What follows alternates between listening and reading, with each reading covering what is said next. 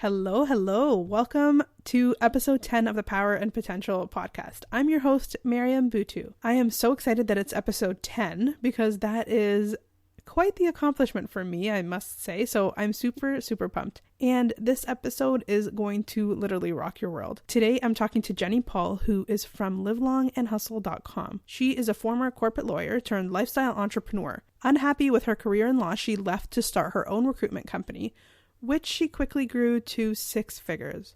Now as a business coach and the blogger behind livelongandhustle.com, she helps female entrepreneurs build businesses that support their ideal lifestyles. In this episode, Jenny and I talk a lot about how we can all get closer to the careers that we desire and the lives that we desire by tuning into our own intuition and by making introspection and reflection part of our regular routine. We also talked about the path to quote-unquote success and how it can be super convoluted at times, and it can often make you feel like you're not on any path at all. But in hindsight, you end up seeing how all of those past experiences really contributed to where you are today. There is so much wisdom in this episode, and I don't want to delay it any further, but I do have to tell you one more thing.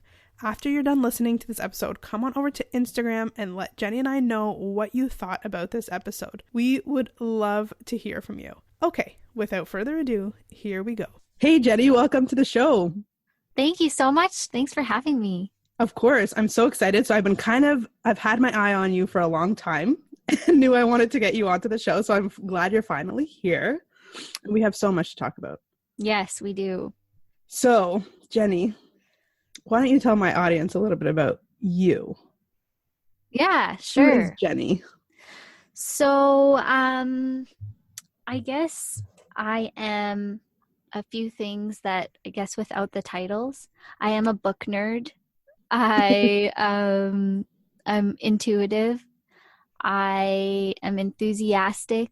And I'm definitely a collaborator and a supporter. So that's me at my core.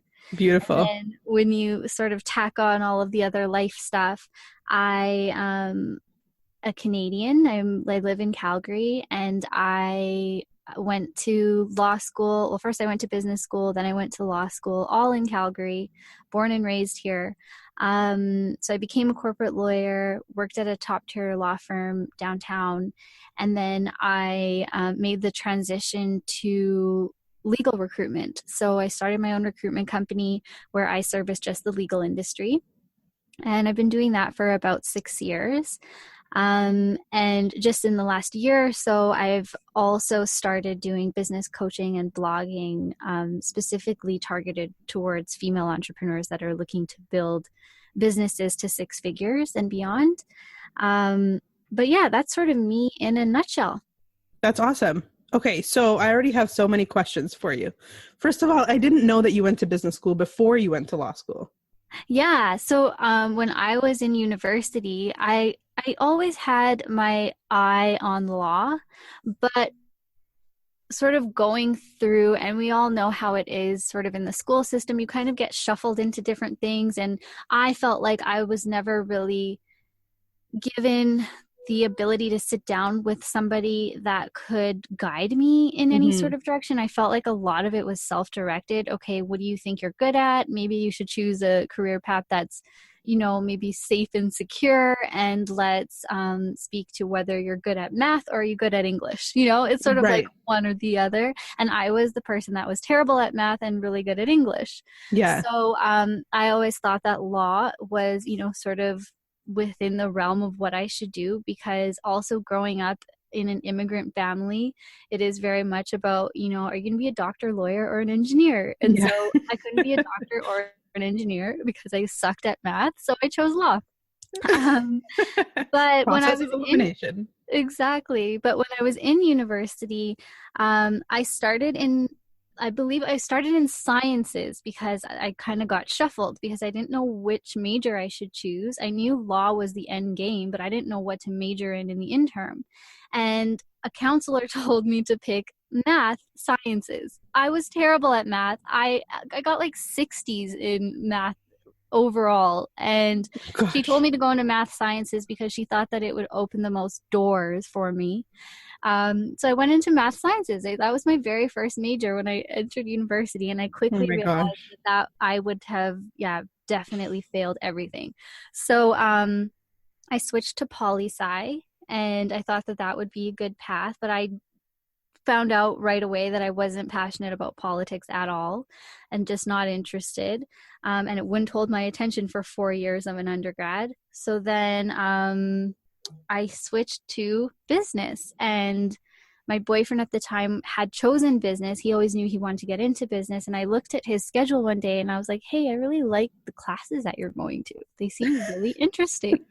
And, you know, maybe that's what I should have been told from the beginning is pick the classes that you're interested in. Instead of trying to label yourself, pick the classes that you're interested in, fill your timetable with stuff that you're excited to attend, and then maybe think about your major after that. Now that it's all sort of coming to me as to how the process went, I think that that would have really done me well. But anyway, thankfully, I was dating him at the time and I saw his schedule and I was really psyched about going to the classes that he was going to. And so that's what I did.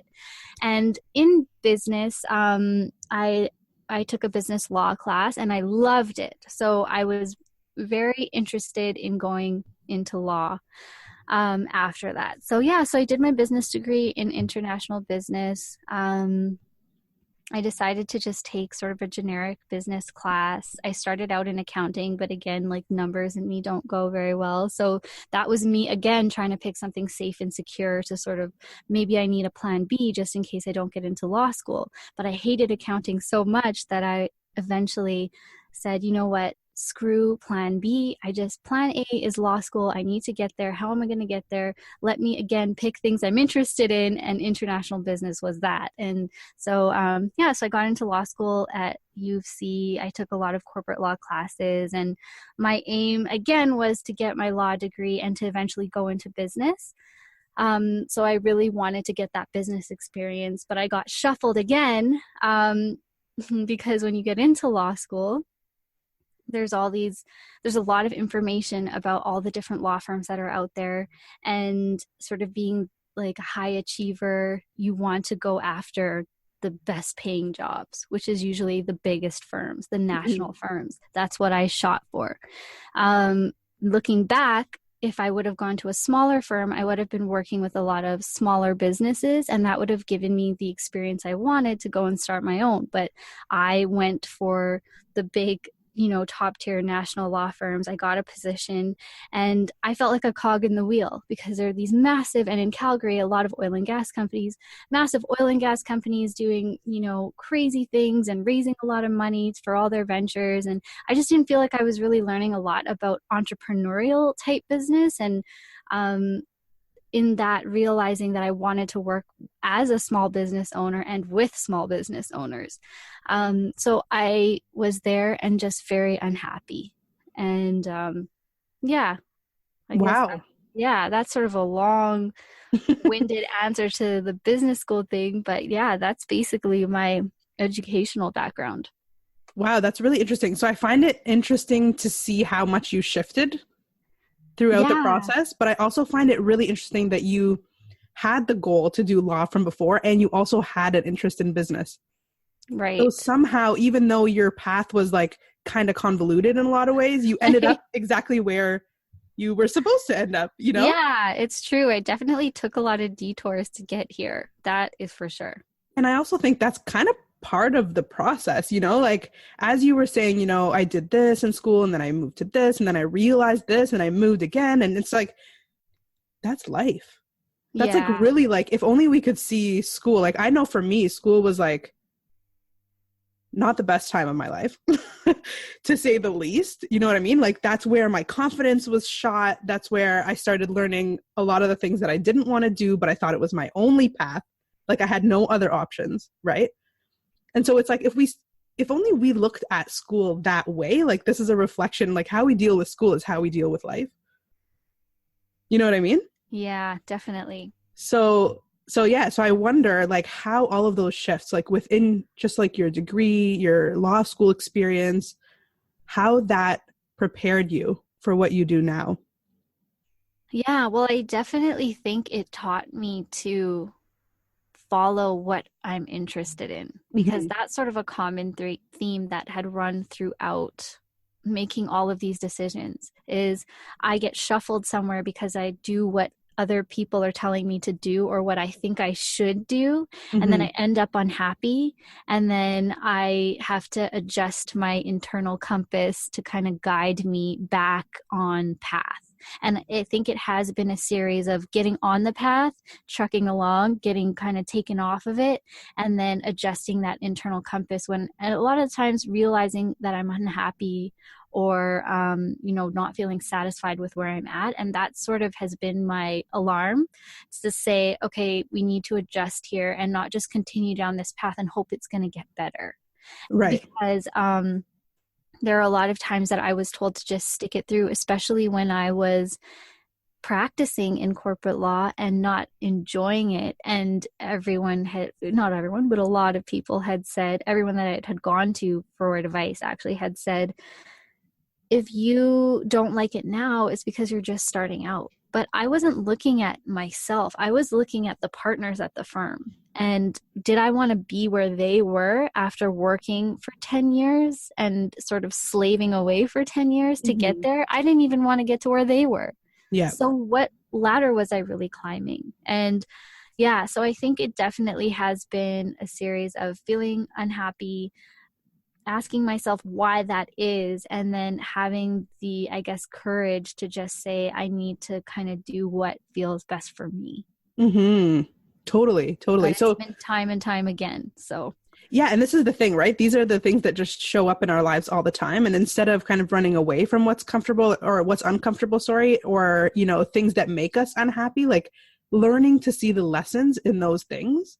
Right. And learning to see where it's trying to point us to, I think, is the most important thing, right? Instead of, like you said, just ignoring it and just going on, right? Yeah, definitely. So I wanted to ask you about the big decision to quit law and how that happened. I know you mentioned earlier you went on a trip, so I'm curious to know a little bit more about that and how that transition happened, because I know that now you have a very different lifestyle than the one that you were getting into when you went into law. So tell us a little bit about that. Yeah. So when I started at the firm, I was a summer student, and it was while I was in law school. And I remember being there during the summer, and they try to make it a pleasant experience for you. They don't give you a lot of work. They just want you to feel accustomed to the new environment, get to know people at the firm, start forming relationships. So it really is just supposed to be a more chill kind of experience. And I remember being there and just thinking, I don't know if this is the place for me already. And I wasn't even burdened with being overworked or anything like that. It had nothing to do with that. It was this feeling that I didn't really belong there. And I kind of knew that from just sort of off the bat. So I guess it started there. And I went back for my articling experience the following summer. I started. And yeah, that was one of the toughest times of my life. I definitely hit a low during articling. I didn't feel like myself. I did feel like I was losing a sense of balance in my life. And I understand it was the articling experience. And that was a lot of people saying, this is articling, don't worry about it. But again, I wasn't just looking at me. If I was looking at it and it was, okay, the articling experience was really tough, but look at 3 or 4 years out, there's light at the end of the tunnel, or, looking at the partners and seeing that this is something that I want to become, that would be different. That could get me through the tough times, is that aim or that goal. But I didn't have that because I wasn't seeing anything that I wanted to become there. So that made it really hard because I was really confused and I was unhappy and I didn't enjoy the work. And, I had pockets of the work that I enjoyed, but overall I wasn't enjoying the work. And it was just a tough time because I had worked really hard to get to that point and then felt dissatisfied right away. Like it wasn't even a lead up right away. I just knew I didn't belong there. I wasn't meant to be here long term. So then where was I supposed to be? And at that same time, I started to, connect with myself on a spiritual level. I started going inward more. I started doing a lot of introspection, a lot of internal work to really ask myself those tough questions and to strengthen my intuition. That was that was a point in my life where I remember asking, I have a spiritual coach, and I remember asking her, how do you strengthen your intuition? Because she is highly intuitive and has helped me so much along my own path. But I had never asked her that question before because I'd never been interested in myself. But I just thought, if I could strengthen my own intuition, then that would help guide me back onto that path. And if I can strengthen that internal compass, I won't get shaken up as much as I had been throughout the years that we just chatted about, the on and offs of the path. If I could strengthen that internal compass, it would be easier for me to get back on it, because I will get knocked off again. I'm not saying that, I strengthened my intuition and all of a sudden I was always right. I was Totally wrong as well, but it was easier for me to make it right again. So yeah, at that time, that's what I was focusing on, was strengthening my intuition, asking myself hard questions. And it opened me up in a way that made it even harder for me to go through my articling experience, because I had started asking the hard questions. And once you start doing that, it starts bringing stuff up, and you really start to understand why you don't fit or why you're unhappy. And it's not a pleasant process. So that's what was happening at the same time. And it kind of created this perfect storm where I was eventually just was able to say, this is it. And it came down to a moment where I was sitting in my office. It was Christmas holidays. There weren't a lot of people in the office. It was me, a senior associate, some other people kind of roaming around. There were 3 floors, so you pretty much feel isolated. But I was at my desk doing work I didn't like, and I got an email from the senior associate, a male senior associate, and he said, hey, I think you're taking a long time reviewing those agreements because you want to be stuck in the office with me after hours. No. Yeah. Oh, God. And so that was the straw that broke the camel's back. I immediately emailed my mentor and I told him, we need to talk, because he was in Mexico for Christmas. We need to talk when you get back. And when he got back, I told him, I'm not coming back here. Like, after my articling experience, I'm done. And wow. I knew for sure 100% at that time, this wasn't the life that I wanted. I didn't want to be surrounded with in this kind of atmosphere of this environment. Yeah. I needed a place that nourished me, not took away from me. And I felt so drained being there every single day because I was not in alignment with what it was giving me. And yes. yeah, that was the moment where I just made the decision, like, this is done. And that was December. My articling experience wasn't up until July. So I had a long time at that firm after making that decision.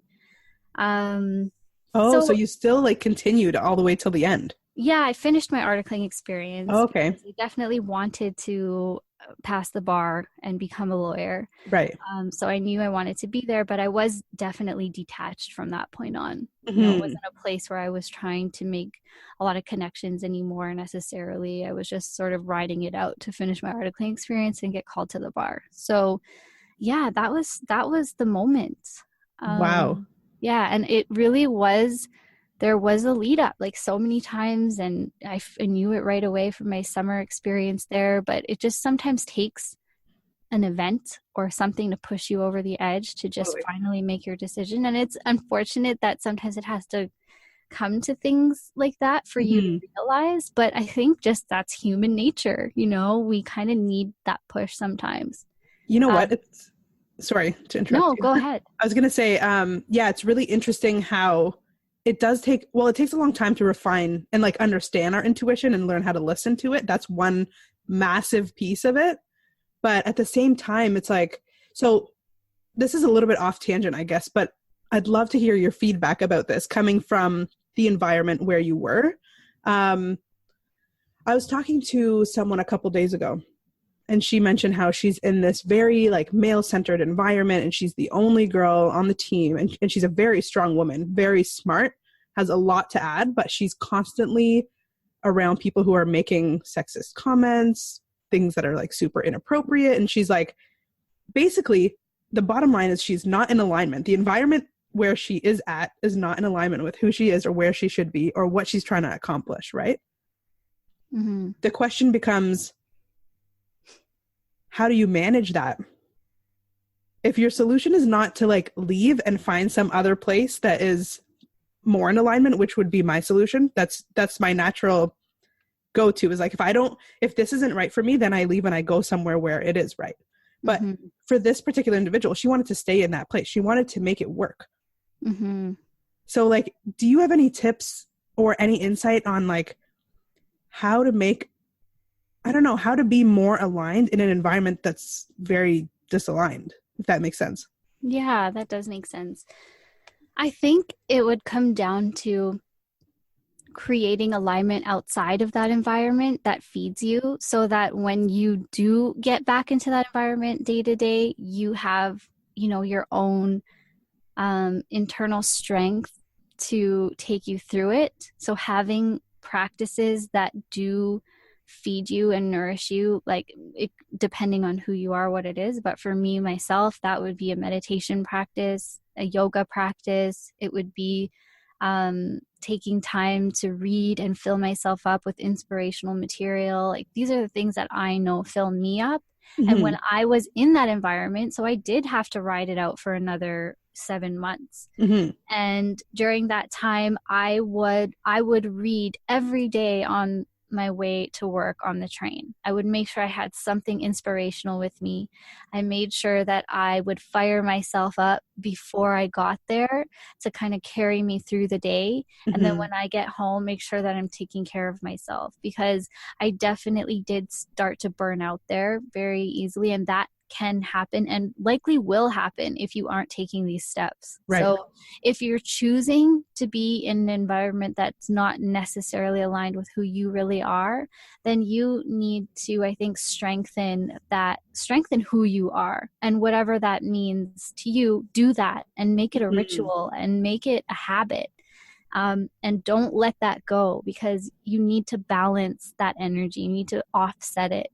And you have to be really diligent about it, or you will burn out. And I did experience that. It was not pretty. Mm-hmm. Interesting. That's really good advice. I like that, because it is challenging. And I think especially for women who tend to question a lot of like, what do people think of me, or what's the right thing to do? You know what I mean? And we're not as good, I would say, this is a very overgeneralized statement, but we're not as good at just doing whatever we want. You know what I mean? Like, we think things through a lot. So I think that's the self-care piece is, I mean, obviously important for so many other things in our lives too, but I think it's really important here. Yeah, I like that you touched on that. Yeah, well, I mean, I feel for her because I experienced that. Mm-hmm. Like, that was essentially the environment that I was in. And there were a lot of women there too that I saw sort of had molded themselves to the environment so that they could succeed in it. And that's also a really tricky thing to navigate, because as a woman in a very male-centric environment or industry, how do you continue to be yourself? Because there is a bit of dissonance that happens when you're acting a certain way at work and then you're acting a completely different way off on your off hours. Exactly.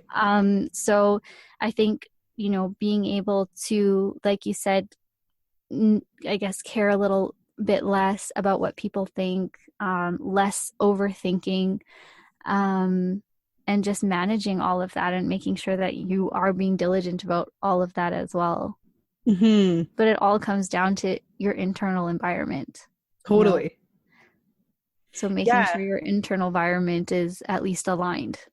Exactly. And even if you can touch base with yourself like throughout the day to bring yourself back to that place of alignment. Right. Which might be challenging depending on where you work. Like, if you're surrounded by these people physically in the exact same space, that might be a lot harder. But at least to know that you can, like, you do have some control over what's going on in your head. So to be able to kind of bring yourself back throughout the day. Yeah, definitely. And I think having an anchor might be a good way to sort of, I guess, navigate that, because it's hard when you get wrapped up in your day to day and you're super busy, you're running from task to task, meeting to meeting. It's hard to remember to stop and breathe or reconnect. So maybe just having an anchor. So for me, I can tell when I need to stop and at least take 3 deep breaths. Mm-hmm. That's my anchor, just 3 deep breaths, because it's not that I need to close my door and have a meditation session, which might be hard to do when you're busy. It really just is, okay, I can stop and I can take 3 deep breaths. We all have that time, regardless of how busy we are. We all have that time. So Totally. Having something like that, whatever it is, it doesn't have to be 3 deep breaths, but that's what it is for me. Right. But whatever it is for you, just being able to take at least a few seconds to do that. And right. having it not be this daunting task. So for you, like an anchor, the idea of an anchor is basically like just being intentional about coming back to your own body, I guess. Yeah, exactly. It's just something, it's so exactly like it is on a ship, something that you throw out when you just need some stability and you just need to pause for a second. And that's exactly what taking those 3 deep breaths is for me, because once I take it, I feel so much better. But there's just something in us that stops us from taking those few seconds. But really, it doesn't take very long at all. And it does so much for your mental health. So I love that. Yeah, whatever it is. I mean, it could be anything for anybody. Keeping a journal with you and just maybe writing out a few thoughts, doing a bit of a mind dump, or, if you're a religious person, then maybe connecting, however that happens for you. So whatever it is, just maybe taking some time to do that. That's awesome. I'm going to do that. Yeah. I think part of the challenge with that is actually recognizing when you need to stop and take a break, like when you're feeling anxious or whatever it is that you're feeling. Yeah. I think that's like the number one step, is realizing I'm in a place where I need an anchor, Yeah. And then just, if it's that simple, like how can you talk yourself out of taking 3 deep breaths, right? Yes, exactly. And I think the key is the simplicity. Mm-hmm. Make it very simple for yourself to just throw out that anchor when you need it and just come back to yourself and then go on about your day. Amazing. I love it. Okay. So I want to ask you a little bit more about how you transitioned in the context of, like, putting ourselves in the shoes of the audience, right? It's like people want to feel good, right? They just don't know how to. So do you have any advice on how they can get that clarity in order to be able to do what they want to do in their lives? Yeah. So the clarity, so sort of knowing which direction to go in. Mm-hmm. Exactly. Yeah. Well, I do think that, again, it all starts with your dedication to yourself and your own internal growth. And I think the more that we commit to understanding who we are so that we can then follow up and become who we want to be, mm-hmm. is key to the process. So when I'm feeling unclear, it's because I'm disconnected from myself. Right. Because if I am taking that time to connect, and for me, that's through meditation. If I'm taking that time every morning, let's say, or before bed, to make sure that I am reconnecting with myself, I find that the how becomes so much clearer. Mm-hmm. Because when I do take that time to connect to myself, it reconnects me to my why. Why am I doing everything that I'm doing? Why am I waking up in the morning, and why is my to-do list exactly what it is? And why do I feel anxious by that to-do list? Why do I feel excited by that to-do list? Just why are we doing the things that we're doing? Mm-hmm. And sort of running through the motions of every day, because we can get lost in routine. But taking that time out to reconnect to why I'm doing things really helps me to get that clarity back. And Right. then the how sort of falls into place because I'm so clear on where I'm going. Yeah, I love that. So how about for people who maybe just aren't connected with themselves at all? Like they don't even know what that's like to be connected with themselves. Yeah, that's a really good question. So if they're asking, why am I doing this? Let's say they're unhappy. We'll take the example of the girl that I mentioned to you. Yeah. If she's asking herself, why am I doing this? The answers that she might get might be the ones that point her towards some form of clarity. Does that like resonate with you? Does that make sense? Yeah, for sure. Yeah, and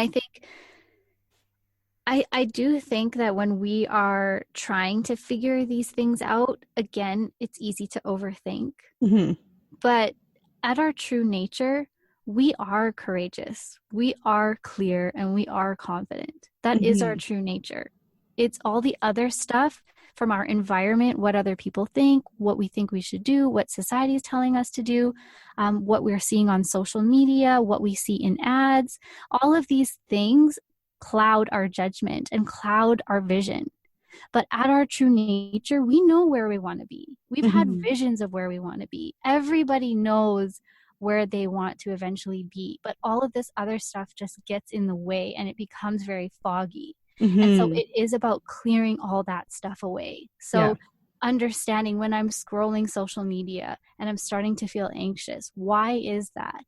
And being able to stop and really question it from a very honest perspective, just being honest with yourself. I'm seeing that Julie got married yesterday and I still haven't found the love of my life. And I went on a really bad date last week and, or I went on a really good date and he never called me back. Like this is never going to happen for me. It is that comparison and everything else that creeps in. But at the end of the day, we do know what we want, but we need to get quiet. And that's why I think meditation and stillness are so key for me, is it actually helps me quiet all of that stuff and just clear stuff away for a bit, just kind of wipe the foggy mirror and sort of see where I'm going again. I love that direction that I'm headed without sort of all of that other stuff, and reconnecting to that really, it does wonders. And I know it's easy to overthink the process of stillness and meditation. It's so funny. It's the contrast between getting still and feeling like that's a complex thing. Yeah. But at the end of the day, stillness is so simple. Yeah. It really is just sitting down, and sure, thoughts might come in and out, but let them come in and out. Observe them and let them go. And that's the process of meditation is, oh, I noticed a thought, but I'm noticing it. And that's the key part, is I've noticed that I've started to think. I've noticed that my monkey mind has started to chatter again. Okay, let me let that go. And maybe for your meditation, especially when you're first starting out, that's all it is. Yeah. It's a thought coming and going, another one coming and going. But it's that observation that is everything, because you're not attaching to those thoughts. They're just coming and going. And, it can be so simple, but we just make it really difficult. I love your point of, like, we already know, like we already are clear. And that changes things. That really changes the perspective, because it's like, you don't need to think through it over and over and over. You don't need to figure anything out. You don't need to like do a mind map. I mean, it might be good to do a dump, but it's like, you already have the answers. So that alone is just calming. Yeah. You know it takes what I mean? The pressure off. Yeah. Like, oh, I already know the answer. And Marie Forleo has a great quote on clarity, which is, clarity comes from engagement, not thought. Yeah.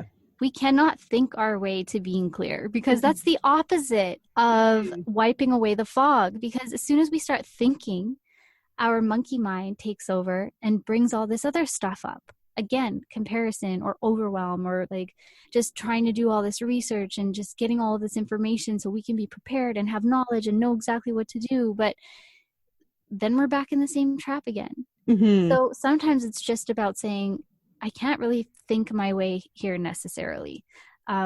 Yes, mind mapping, brainstorming, all of that stuff is great, but there comes a point where you have to just do. You have to just try. And through engagement, you become more clear, because you actually start experiencing. And life is about experiencing, not thinking about experiencing. Right.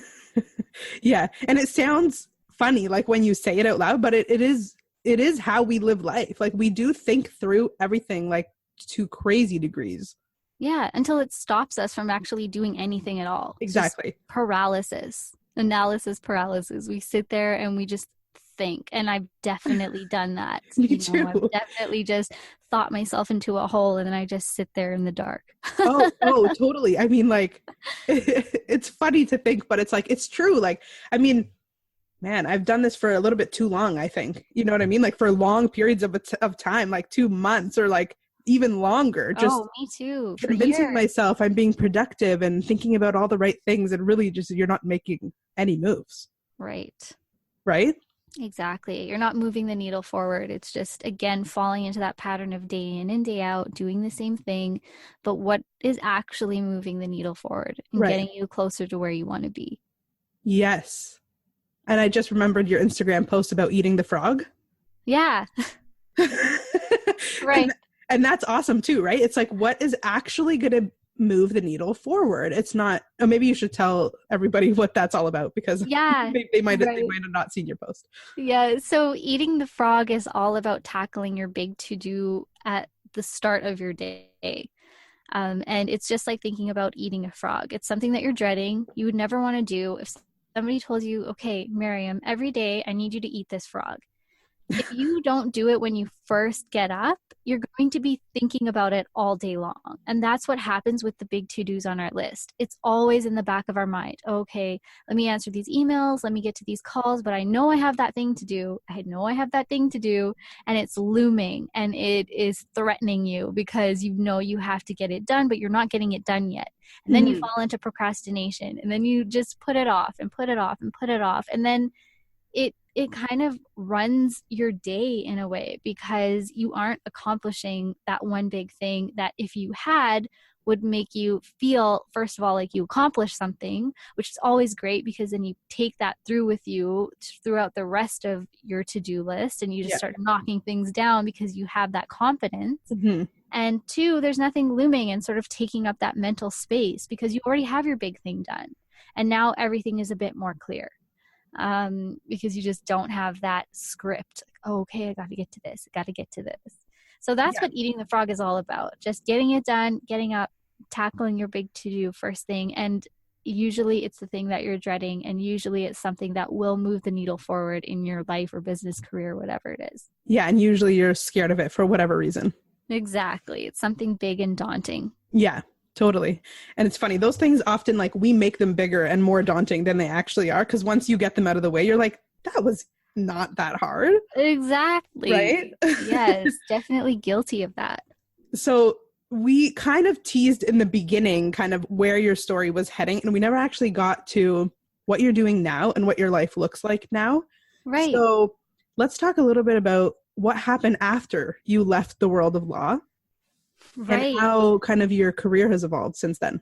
Sure. So I got called to the bar July 15th, 2011, and I now call that Freedom Day, because I felt free, yes, from that, but also free I felt in a lot of other ways, because I had made a decision to do something for myself and to follow whatever I felt would be right. So that was my Freedom Day. My husband was also unhappy at his job, and so he quit his on the same day as well. So wow. Both our Freedom Days.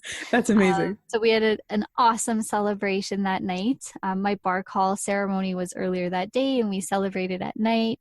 Went out with a bunch of friends, had a great time. And leading up to that point, we had decided that we were going to go backpacking after we got married. So our wedding was November of that year.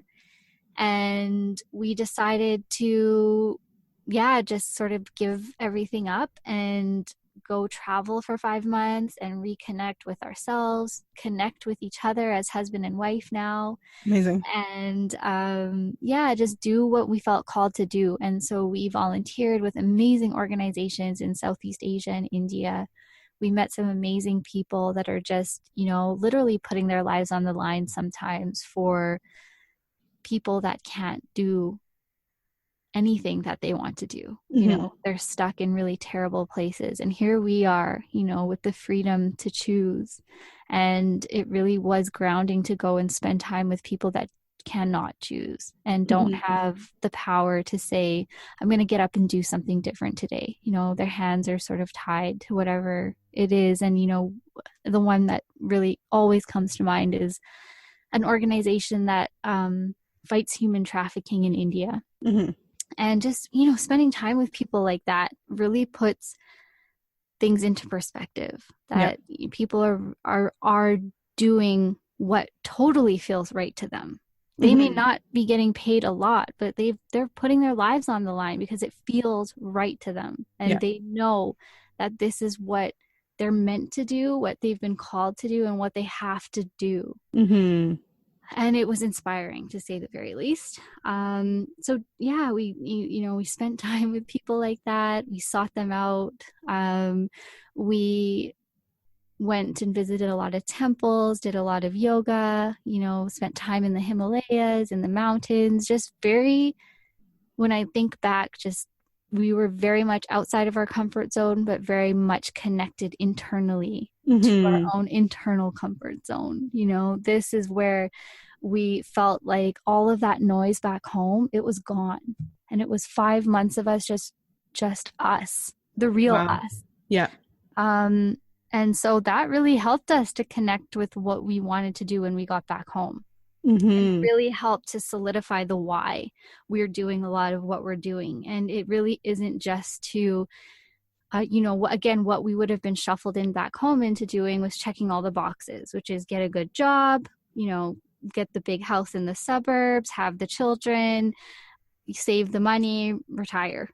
Right. And that's what we would have been on track to doing and what we felt we should have been doing a lot of the time. But leaving and being on our own for those 5 months just really helped us to solidify who we were, what we wanted to do, and why. And that in itself is our huge anchor. That experience was a major anchor for us, because anytime we feel like we're getting sucked into the vortex again, now that we're back in Calgary, we're surrounded by the same people that are climbing corporate ladders and doing all these things that maybe we think we should be doing. We connect to why we're doing what we're doing on a day-to-day basis. And it will carry us through any of the hard times or the challenges or the frustrations that come up in my business. Right. That anchor is really there to kind of bring me back to why I'm doing what I'm doing, that there is a bigger vision. And so we came back from that trip and I started a business called Meditations for Lawyers, which I thought was very needed, but the market did not. And so that was a huge flop. And I worked on that for a few months. And then I really did know that I wanted to be involved in business some way, somehow. And the opportunity, or not opportunity, I guess just the thought was kind of planted in my mind to start helping people in the legal industry that don't want to necessarily take on a traditional job or don't feel like they're in alignment with their environment, to help those people find something that's closer to what might be in alignment with who they really are. Interesting. And that was not being done in the industry in legal recruitment. Legal recruitment was all about taking somebody from one firm and putting them at another one that's probably really similar, but maybe they just got a little pay bump or whatever it is, and not really addressing why they were unhappy at in that environment or at that job in the first place. Right. And also there are a lot of women that end up leaving the legal industry because they have kids and they just can't fathom keeping up with the demands of a legal practice, and they end up leaving law, which is terrible because they don't want to leave law, but it's like the industry is just not providing them an alternative. Yeah. And so I was helping a lot of women as well try to find, maybe places that offered flexible billable hours or more vacation time or whatever it is that they felt that could help them balance the demands of raising a family and also having a thriving legal practice. Mm-hmm. So that was my focus for legal recruitment. And I did a lot of traditional recruitment as well as the non-traditional recruitment. And for me, it was about structuring a business that supported my lifestyle. And so although the legal recruitment, I was doing work that I felt was impactful, the most important part of it for me was creating an environment for myself that I felt I could thrive in, which was I wanted to work from home. I wanted to have flexible hours. I wanted to be my own boss. I wanted to have clients that I would manage, but I wanted that freedom. I wanted time freedom. I wanted financial freedom. I wanted flexibility. I wanted all of these things. And I felt that through this business, that's really what it gave me, was this ability to structure my life, to be on a day-to-day basis, structure my lifestyle, to be something that fed me more than didn't feed me. Right. But now sort of I've done that for 6 years, and I'm now coming to a point where I feel that the legal recruitment, again, isn't in complete alignment with what I feel I could best do in this world. And so I'm now transitioning to helping entrepreneurs build businesses that support their own ideal lifestyles. And sometimes I am helping lawyers with their practice, because it is a business that they're running sometimes if they have their own firm or run their own practice. So sometimes it is helping lawyers sort of structure their businesses so that it does feed them more than drain them. Right. But a lot of the time it's people that are just in any sort of business, and they just need guidance. They need help finding that clarity. They need help just figuring out how to get seen by the people that they know that they can best serve. And yeah, just really helping people craft their lives. And it is through business that, which is how I help and coach people. But it really comes down to designing a life. Right. Which is something that I'm so passionate about too, because, kind of through the grapevine, and similar to you in some ways, it's like you go through the path that you're kind of supposed to. I'm doing air quotes because I know people can't see me, so I might as well tell them the path that I'm supposed to be on, right? It's like the checklist, that whole thing. And then being able to check in and being like, this doesn't feel right. And then exploring to see what does feel right. Right. It comes back to taking those actions. Like, so you can't think yourself to the solution. You have to actually try things and see what feels good. I'm curious to know, how you knew. I have a lot of questions for you, but how did you know that you wanted to work from home and you wanted that kind of freedom? Well, I think it really was about being in law and having the opposite of that made me realize how much I needed that. And so again, it is through engagement. It is through experiencing it. Then it really became clear to me. So, when I was in law, I was working till 2 a.m. I would come home, I would still be on my phone or check my phone in the middle of the night. I literally remember waking up in the middle of the night and checking my phone for notifications, just always on. Yeah. And I knew that wasn't sustainable for me personally. I just couldn't do that. And so I needed an environment that I knew I could shut off when I needed to. And being my own boss, nobody was there to sort of tell me that I couldn't do that. If I needed a break or need a break, I can take a break. And yes, I have clients to respond to, but it's very different. It's very different than having somebody kind of look over your shoulder and feel like you have to meet expectations, even if they're unreasonable. Right. So I think it really was just being there and being so unhappy. I saw everything I didn't want, and it made me realize what I did want. And that was really just to wake up, put on my Lululemons, sit in front of my computer, do what I feel like doing, do what I feel is the best representation of how I can help people. And just having that choice. I love that. That's so interesting. Something that you said that I loved was that you help people figure out kind of what environment they thrive in instead of what environment drains them. And I think that's a key point, because I think a lot of people think that it's normal to feel drained, that it's normal to be tired and exhausted and kind of sad and unfulfilled. And it's just how we're supposed to be as adults. And I really get that vibe from so many people that this is just adulthood. you can't just live in your own little bubble and kind of create your own little world, you know? But the reality is that you can.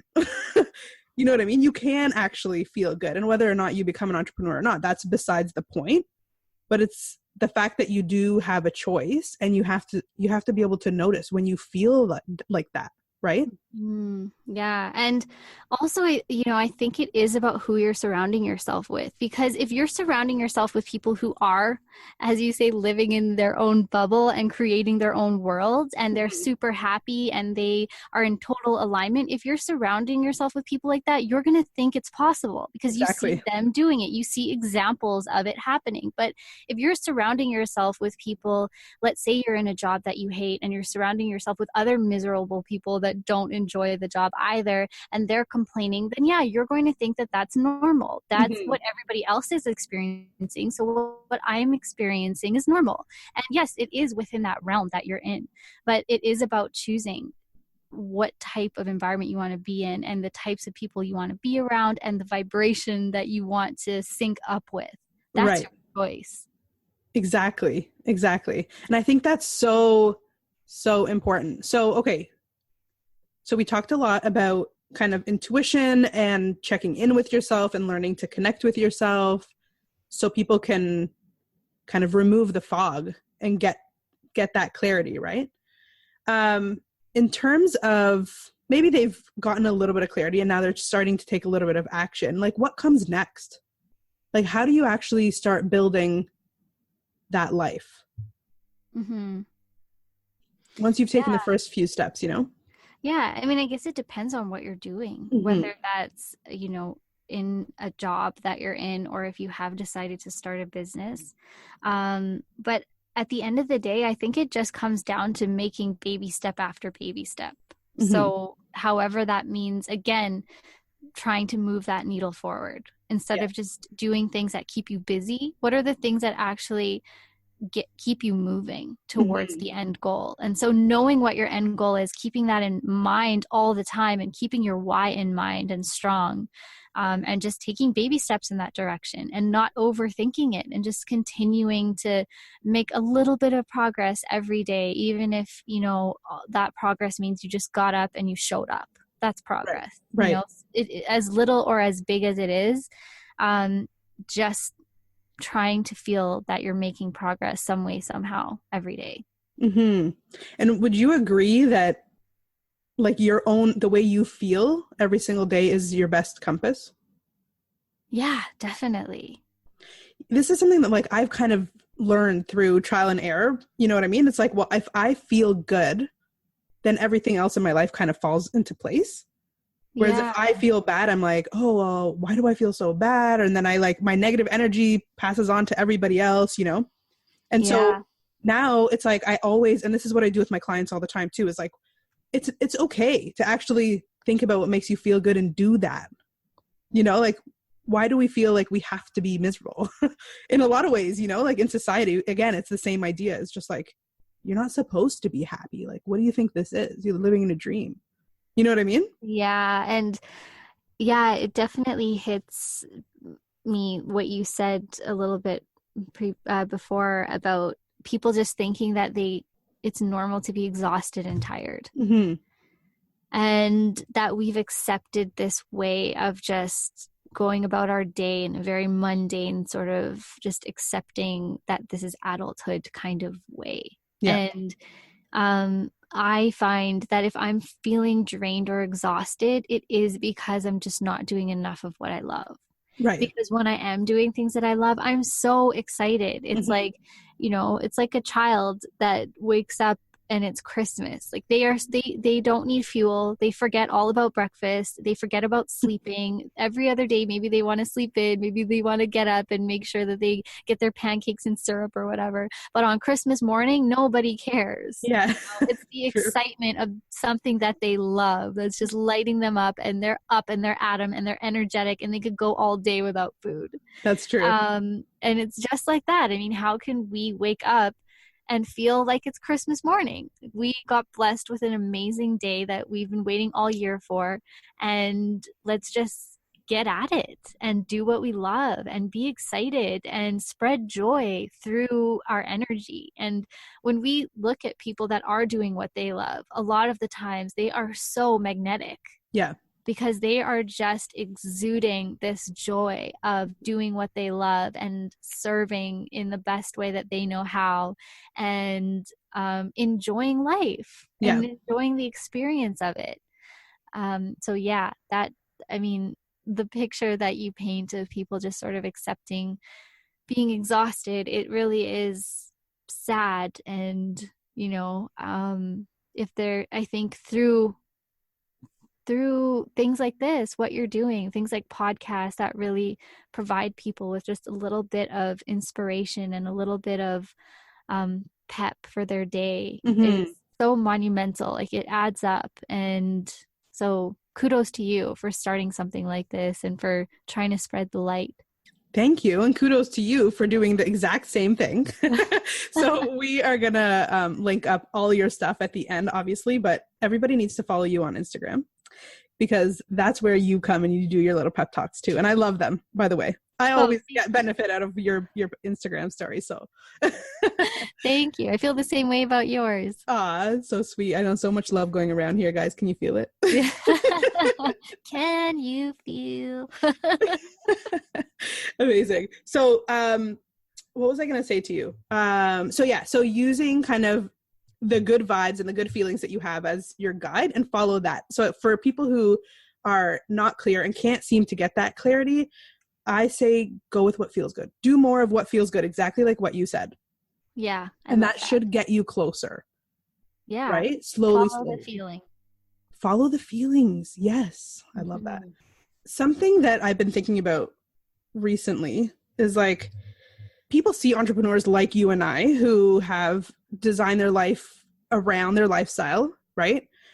But they don't see themselves fitting into that. Like, they don't see themselves ever being an entrepreneur. And they think they can't actually design their lives because they can't be entrepreneurs, right? So any insight for people who are perfectly happy being in the 9-to-5, but just haven't found the right fit? Yeah. So do you mean trying to switch jobs? I guess what I'm trying to get at is, like, I know what it's like to be in those positions and feel like I need to fit into a box. Mm-hmm. You know what I mean? And like, I need to almost be someone else to be successful in that job. And that doesn't feel good. Right. And I think often when we feel unsatisfied in anything, especially in traditional jobs, it's because we're trying to be somebody that we're not. Right. So like, how can somebody feel okay with actually exploring options, because it's like, there's this whole stigma of like jumping around and taking contracts and all these things, and like how it all looks really bad on you. But at the end of the day, like, what's good for you is what's good for you. Yeah. So like, how do you juggle that? Any insight on that one? Well, I mean, I definitely speak to a lot of people that are in this position day in and day out in legal recruitment. And, maybe they, exactly like you said, have been hopping around a little bit from job to job to try and find something that is a fit. And I think if they have a good reason for each move, it's usually taken really well by recruiters and by whoever you're being interviewed by. So I don't think that there should be shame in jumping around like there were years ago, because in previous generations, it just wasn't done. Mm-hmm. But now in our generation, it's sort of becoming the norm. Like, people aren't staying in one job and keeping it until they retire. That's very, very, very rare. Yeah. And I see dozens of resumes a day, and I definitely see a lot more jumping around. And if I do see a consistent sort of work employment history, a lot of the time I can tell that person, a lot of the time, may be of a previous generation. Maybe they are a little bit older, right? And they still have that as a value, whereas we don't value that as much anymore. Mm-hmm. We don't value. There is something to be said about loyalty to a company for sure, but I think there are a lot of employers that much more value fit. If you don't feel that you're a fit here anymore, you don't need to stay just to be loyal. I would rather have somebody else who feels like they're a fit, who fits in with company culture, who really feels in alignment with what we're creating here and what our goal is as a company, versus people who just feel like they need to be loyal and get their 25-year pin. Yes, totally. So I think that there should be no shame in your game. If you're deciding to move around because you're looking for the best fit, and you have reasons why, you've really thought about why the previous places weren't a fit, and you can speak to that in obviously as diplomatic a way as possible during an interview especially. But if you're able to ask yourself those questions, again, it comes to asking yourself those questions. Why am I moving around? What is causing me to make these jumps? And can I explain them to myself? And if you feel that you really can and you feel valid because you're searching for the best fit, do not be ashamed of that. Yeah, exactly. I love that. Definitely explore options. Yeah, exactly. And, you know, the way I see it is like, we need to be in the driver's seat, like in our own lives. Nobody's going to do that for us. Nobody's going to do the exploration for us and test out the waters in different areas and, you know, all that stuff. So it's like, if you don't do it for yourself, no one else will. And you're the only one that can speak to why you're unfulfilled and unsatisfied, right? Exactly. Yeah. So, yeah, I mean, for me, it's like, you know, it's a challenge I see a lot that people just aren't happy. They want to move around, but they're worried about what it looks like on paper, basically, right? And like, I get it. Because from an employer's perspective, you don't want somebody who's jumping around every month, right? But at the same time, you have to be able to juggle that with like your own needs. Yeah, for sure. Right? Amazing. Yeah. So that's awesome. I think we covered a lot of amazing and really, really important and tactical things to help people kind of get that clarity and live their lives according to their own standards, which is pretty powerful, Jenny. Yeah. Well, thank you so much for having me. It was so great to connect with you finally. It was so nice. And it's not going to be the last time. No, for sure. For sure. Definitely not. So where can people connect with you after this episode?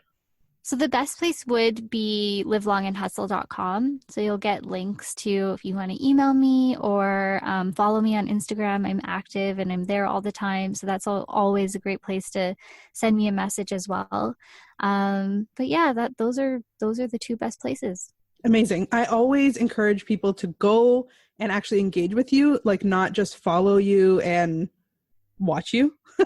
You know what I mean? Just like engage, say hi, be like, I heard about you from the podcast. And it's funny because a lot of the people who've been interviewed before you have taken screenshots of messages and things that have come through to be like, I heard about you from Miriam's podcast, which is really awesome. Nice. Yeah. Cause it's like, you know, it's like, we want people to build connection, right? Like talk to people. Like, yes, the internet gives us access to so many people, but it's a whole other world when you actually talk to people. So I encourage them to reach out to you and say hi.